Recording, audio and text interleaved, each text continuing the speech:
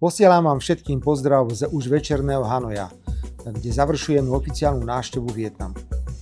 Od včerajšieho večerného neformálneho stretnutia s viacerými členmi vietnamskej vlády sme dnes od rána zabsolvovali tak bohatý pracovný program, že táto oficiálna návšteva by za normálnych okolností trvala dlhšie ako naplánovaných 30 hodín. Ale zajtra ráno potrebujem už byť na úrade vlády. Ráno po splnení protokolárnych povinností a kladení vencov sme rozbehli rokovanie s vládnou delegáciou na čele s novým predsedom vlády Vietnamu, pánom Ly Minh Hungom. Po zvolení nového vietnamského prezidenta a ustanovení novej vlády som bol prvým zahraničným politikom, ktorý sa s nimi stretol. Podpísali sa viaceré dohody a memoranda o spolupráci. Osobitne sme sa dohodli na spolupráci v oblasti jadrovej energetiky a zbrojárstva. Najpodstatnejšie je, že sme povýšili našu spoluprácu na strategickú, čo sa v príslušnej dohode odzrkadlilo ako rad oblastí a projektov pripravených na spoluprácu. Vietnamská vláda bude naďalej umožňovať slovenským občanom cestu do Vietnamu bez víz na obdobie nepresahujúce 45 dní. Na účely vzájomnej podpory cestovného ruchu sme začali rokovania o priamom leteckom spojení medzi Bratislavou a Hanojom alebo Ho Chi Minovým mestom.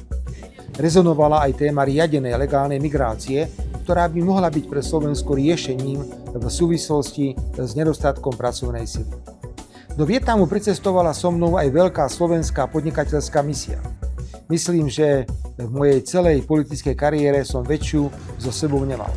A tomu zodpovedalo aj Slovensko-vietnamské podnikateľské fórum, ktoré som spolu s vietnamským premiérom otvoril a na ktorom bolo tak asi 500 účastníkov, za toho 100 zo Slovenska. Je len na podnikateľoch, ako využijú priateľské a ničím nezaťažené vzťahy medzi našimi dvoma krajinami. Na pracovnom obede s premiérom som ešte prešiel celý rad konkrétnych väčších alebo menších projektov, či vzájomný postup pri podpore našich kandidatúr do medzinárodných organizácií. Vietnam je 100 miliónová politicky stabilná mierová krajina s pragmatickou zahraničnou politikou a s novou stratégiou založiť hospodársky rast na kvalite a nie kvantite. V každom prípade dosahujú obdivuhodné výsledky. A vo svojom regióne plní stabilizačnú úlohu a je rešpektovaný ako krajina dodržiavajúca medzinárodné právo. Súčasne je našim tretím najväčším obchodným partnerom v Ázii a najväčším v juhovýchodnej Ázii.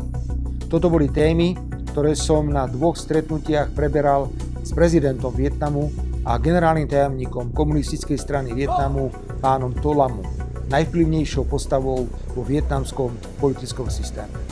Aby sme rozvíjali aj medziľudské a kultúrne vzťahy. Na dnešný deň sme završili slávnostným koncertom, na ktorom vystúpili aj slovenskí umelci.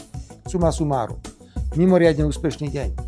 Ak sa podnikatelia a príslušné rezorty chopia šance a otvorených príležitostí, ktoré dnešná oficiálna návšteva priniesla, môže dôjsť k ďalšiemu užitočnému a priateľskému prehlbeniu spolupráce s týmto novým ázijským tigrom.